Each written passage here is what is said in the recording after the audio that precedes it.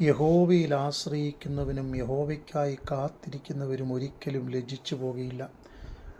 അനേക വ്യക്തികളുടെ ചരിത്രം ദൈവവചനത്തിൽ നാം കാണുമ്പോൾ യഹോവയ്ക്കായി അവർ പ്രതീക്ഷയോടെ കാത്തിരുന്നു. അവരെ ഒരിക്കലും ലജ്ജിപ്പിച്ചിട്ടില്ല. അപ്രകാരം പ്രധാനമായ ഒരു കഥാപാത്രമാണ് യോസഫ് എന്ന് പറയുന്ന വ്യക്തി. അതെ, ദർശനത്തിനു വേണ്ടി നിന്നു, ആത്മീക മൂല്യങ്ങൾക്ക് വേണ്ടി നിലനിന്നു, ആത്മീക സത്യങ്ങൾ താൻ മുറുകെ പിടിച്ചു. താൻ കണ്ട ദർശനം തന്നെ ശക്തിയോടെ വഴി നടത്തി.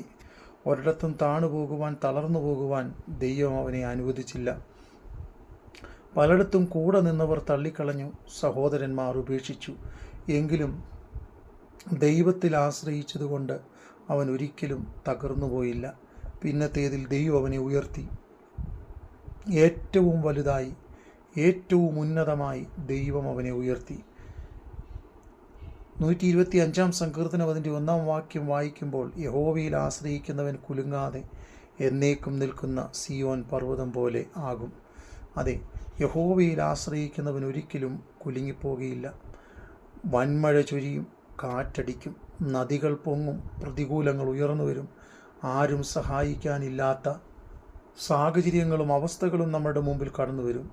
എന്നാൽ 84 സങ്കീർത്തനം 12 വാക്യം പറയുന്നത് പോലെ, സൈന്യങ്ങളുടെ യഹോവയെ നിന്നിൽ ആശ്രയിക്കുന്ന മനുഷ്യൻ ഭാഗ്യവാൻ. അതെ, സദൃശ്യവാക്യം 28-25 പറയുന്നു, യഹോവയിൽ ആശ്രയിക്കുന്നവനോ പുഷ്ടി പ്രാപിക്കും.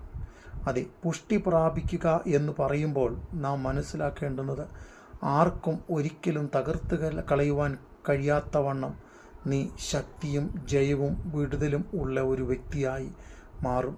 അതെ, ഇന്ന് നമ്മുടെയും ജീവിതത്തിൽ ശക്തിയും ജയവും വിടുതലും ഉള്ള ഒരു വ്യക്തിയായി മാറണമെങ്കിൽ യഹോവയിൽ ആശ്രയിച്ചുകൊണ്ട് അനുദിന ജീവിതത്തിൽ ശക്തിയോടെ, വിശ്വാസത്തോടെ ദൈവകൃപയിൽ ആശ്രയിപ്പാൻ തക്കവണ്ണം ദൈവസന്നിധിയിൽ നമ്മെ തന്നെ സമർപ്പിക്കാം. അതെ, യഹോവയിൽ ആശ്രയിക്കുന്ന വ്യക്തിയെ ഒരിക്കലും നീ ക്ഷീണിച്ചു പോകുകയില്ല, തളർന്നു പോകുകയില്ല.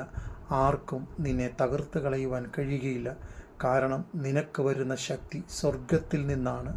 ആ ശക്തി ഉയരത്തിൽ നിന്ന് പ്രാപിക്കുവാൻ നിങ്ങൾ തയ്യാറായാൽ ഒരിക്കലും തകർത്ത് കളയാൻ കഴിയാത്ത ദൈവിക അത്ഭുതങ്ങളും അനുഗ്രഹങ്ങളും നിങ്ങളുടെ മേൽ വെളിപ്പെട്ടു വരും.